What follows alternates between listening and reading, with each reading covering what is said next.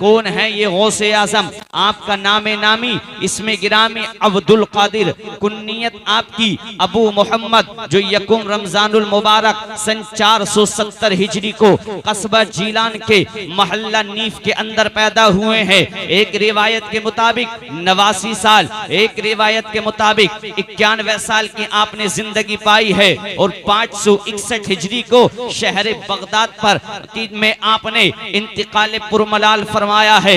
91 साल हुजूर गौसे आजम की जिंदगी है। 18 साल सन 488 हिजरी तक जीलान के अतराफो अकनाफ में रहकर आपने तालीम हासिल की है और सन 488 हिजरी में वालिदा मोहतरमा से इजाजत तलब करने के बाद मजीद हुसूल इल्म के लिए, मजीद इल्म दीन की दौलत को हासिल करने के लिए जीलान से निकल कर बगदाद शरीफ आप पहुंचे हैं। आपकी वालिदा के पास 80 अशरफिया थी, उसमें से 40 अशरफिया ली, 40 अपने भाई के लिए छोड़ी हैं और बगदाद में जाकर मदरसे में दाखिला लिया है। आपने उलूम दीनिया को हासिल किया है, इल्म तफसीर के अंदर, इल्म हदीस के अंदर, इल्म फिक़्ह के अंदर, इल्म कलाम के अंदर, इल्म फसाहत बलागत के अंदर महारत ताम्मा हासिल करने के बाद हुजूर गौसे आजम जंगलों की जानिब निकल जाया करते हैं और अल्लाह का कुर्ब पाने के लिए, मकाम मुजाहदा को हासिल करने के लिए एक रिवायत के मुताबिक 25 साल, एक रिवायत के मुताबिक 28 साल आपने सहरा में बसर किए हैं। जंगलों के में रहकर पेड़ों के पत्ते खाए, पेड़ों की छाले खाई हैं, तब जाके अल्लाह का कुर्ब हासिल हुआ है। ये हुजूर गौसे आजम जीलानी बगदादी हैं जो अपने वक्त के मुफ्ती भी हैं, अपने वक्त के फकीह भी हैं, अपने वक्त के मुहद्दिस भी हैं और आप 13 उलूम में तकरीर फरमाते हैं। 13 उलूम अपने मदरसे में तालिबान उलूम नबविय्या को पढ़ाते हैं। जोहर की नमाज से पहले इल्म तफसीर पढ़ाते हैं, इल्म हदीस पढ़ाते हैं, इल्म फिक़्ह, उसूल फिक़्ह, उसके बाद में फसाहत व बलागत और जोहर की नमाज के बाद में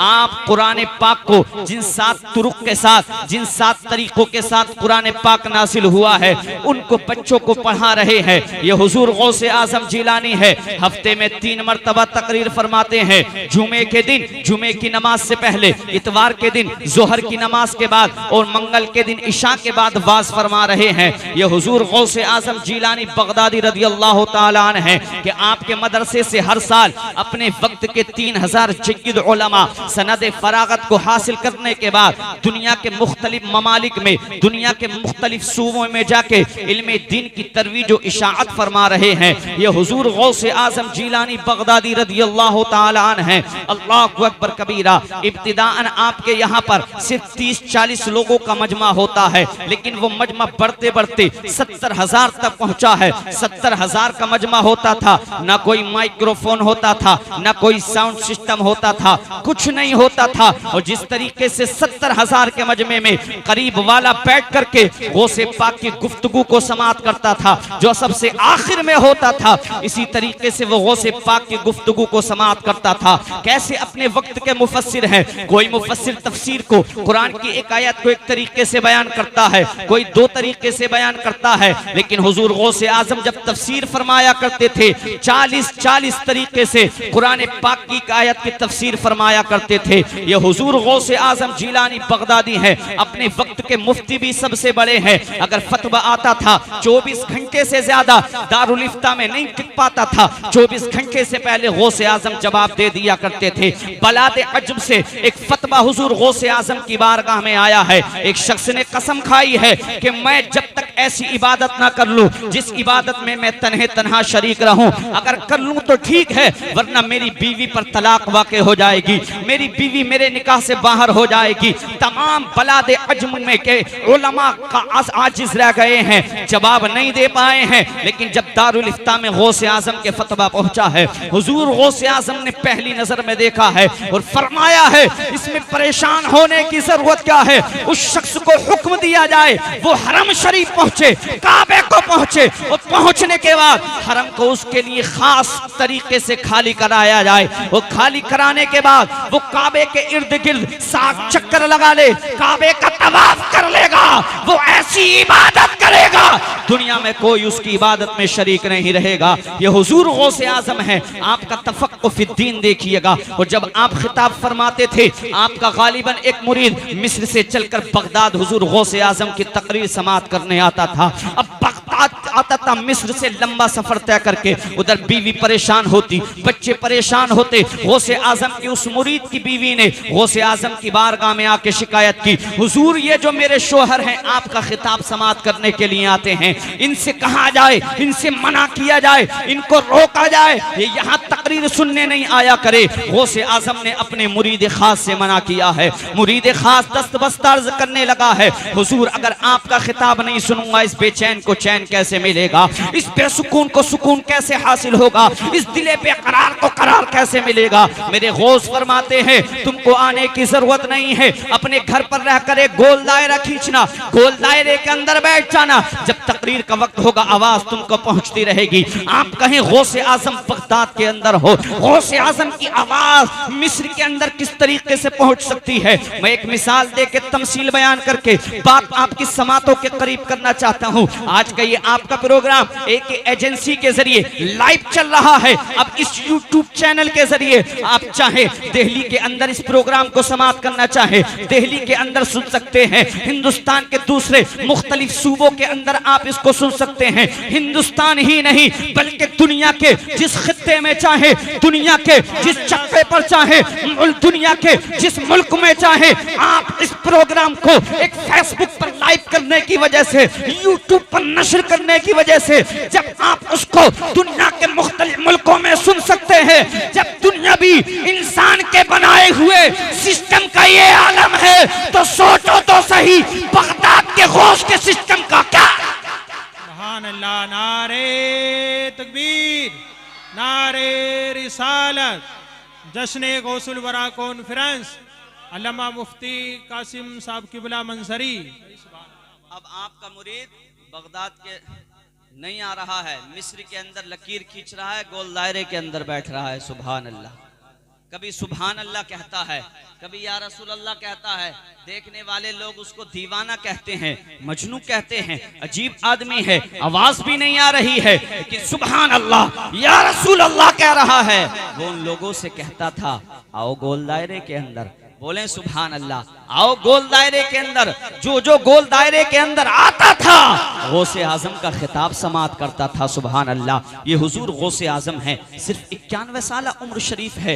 अल्लाह अल्लाह, 40 साल इशा के वजू से फजर की नमाज अदा फरमा रहे हैं। ये हुजूर गौसे आजम जिलानी है, जिन्होंने 33 साल बैठकर अपने मदरसे में पढ़ाया है। 40 साल अपने खिताब से इस्लाम की, दीन की तबलीग और तरवीज और इशाअत आपने की है। ये हुजूर गौसे आजम जिलानी हैं, जो रोजाना 15 साल तक कुरान पाक की तिलावत फरमा रहे हैं। रोज एक कुरान पढ़ते थे हुजूर गौसे आजम जिलानी बगदादी रदी अल्लाह ताला अन्हु। अल्लाहु अकबर कबीरा। ये हुजूर गौसे आजम जिलानी बगदादी रदी अल्लाह ताला अन्हु हैं, जिस गौस के आज हम मानने वाले हैं, जिस गौस से हम मोहब्बत करने वाले हैं, जिस गौस की गुलामी का दम भरने वाले हैं। अफसोस होता है मुसलमानों के हालात को देखकर। गौसे आजम की जिंदगी ये है, 15 साल इस तरीके से गुजारे हैं कि रोजाना एक कुरान पढ़ रहे हैं। लेकिन आज का मुसलमान है वाहरे मुसलमान, 20 से 30 साल, 30 से 40 साल, 40 से 50 साल, 50 से 60 साल, 60 से 70 साल हमारी उम्रें हो जाती हैं। इंग्लिश लैंग्वेज को हम पढ़ते हैं, हिंदी लिटरेचर को पढ़ते हैं, फिजिक्स केमिस्ट्री क्या है उसको हम जानते हैं, बायो के बारे में, बोटोनी के बारे में हम सब कुछ जानते हैं। लेकिन वाहरे मुसलमान इंग्लिश भी इतना पढ़ गए, इंग्लिस्तान का अंग्रेज भी हमसे गुफ्तगू करते हुए घबराता है, कतराता है। लेकिन अफसोस होता है अगर हमने पढ़ना नहीं सीखा है, अपने रब की किताब कुरान को पढ़ना नहीं सीखा है। गौस की गुलामी का दम भरने वालों, सही माना में गौसे आजम के चाहने वाले बन जाओ, सही माना में गौसे आजम के गुलाम बन जाओ। गौसे आजम को देखें आप, और इसमें सबसे बड़ा जो किरदार होता है वो अल्लाह की कसम वालिदैन का होता है। आखिरी बात, और जाते जाते मैं आपको बतलाना चाहता हूँ कि वालिदैन जब अच्छे होते हैं, सच्चे होते हैं, औलाद भी अच्छी होती है, औलाद भी सच्ची होती है। आज माँ बाप बिगड़ गए, माँ बाप जो है आज देखे तो सही, माँ कभी अपने बच्चे को मोटू पतलू दिखाती है, फोन दिखाती है। जब ये मोटू पतलू देखने वाला, फोन देखने वाला बेहयाई की चीजों को देखने वाला जब जवान होता है यही इसके हालात होते हैं। अल्लाह अकबर कबीरा। लेकिन जब माएँ नेक हुआ करती हैं, जब माँ खातून जन्नत होती है, माँ जब आबिदा ताहिरा तैयबा होती है, तो बेटा शहीदों का इमाम शहीद आजम हुआ करता है। माँ जब उम्मुल वरा माह नूर फातिमा होती है, माँ उम्मुल खैर फातिमा होती है, तो बेटा वलियों का इमाम गौसे आजम होता है। और जब माँ माह नूर फातिमा होती है तो बेटा हिंद का राजा हमारा ख्वाजा हुआ करता है। और जब माँ सित्रे मुअल्ला जैसी होती है और बाप सज्ज सलार साहू होता है तो बेटा भी कोई और नहीं सुल्तान शुहदा फिल हिंद हुआ करता है। अगर बाप सैयद अहमद बुखारी बदायूनी होता है और माँ सैयदा जुलेखा होती है तो बेटा और कोई नहीं महबूब इलाही ख्वाजा निजामुद्दीन देहलवी होता है। जब माँ आरिफा हुआ करती है तो बेटा बाबा फरीदुद्दीन गंजे शक्र हुआ होता है। और जब माँ रातों को उठ कर अपने बेटे को कुरान की लोरी सुनाने वाली होती है तो बेटा भी मुजद्दिद आजम हुआ करता है। और जब बाप मुजद्दिद आजम हो, माँ नेक हो, तो बेटा मुफ्ती आजम आलम इस्लाम होता है। और जब बाप मुफस्सिर आजम हिंद होता है और अगर मंजर इस्लाम का अकाउंट का पैसा खत्म हो जाए, मुदर्रिसीन के लिए तनख्वाह का इंतजाम न हो सके, अपने गहनों को अपने जेवरात को गिरवी रखने के बाद अगर मुदर्रिसीन की तनख्वाह का इंतजाम करने वाली होती है, उस माँ के शिकम से पैदा होने वाला बच्चा भी हुजूर ताजे शरीयत फख्रे अजहर हुजूर अजहरी मियां हुआ। सुभान अल्लाह, सुभान अल्लाह। माँ बाप का अहम किरदार होता है, इसी लोगों अपने बच्चों को अच्छी तालीम दो। अल्लाह पाक की बारगाह में दुआ है मौला ताला कहने सुनने से जायद अमल की तौफीक अता फरमाए। अस्तगफिरुल्लाह रब्बी मिन कुल्ली ज़ंबी व अतूबु इलैहि व मा तौफीक़ इल्ला बिल्लाह। अस्सलामु अलैकुम व रहमतुल्लाह।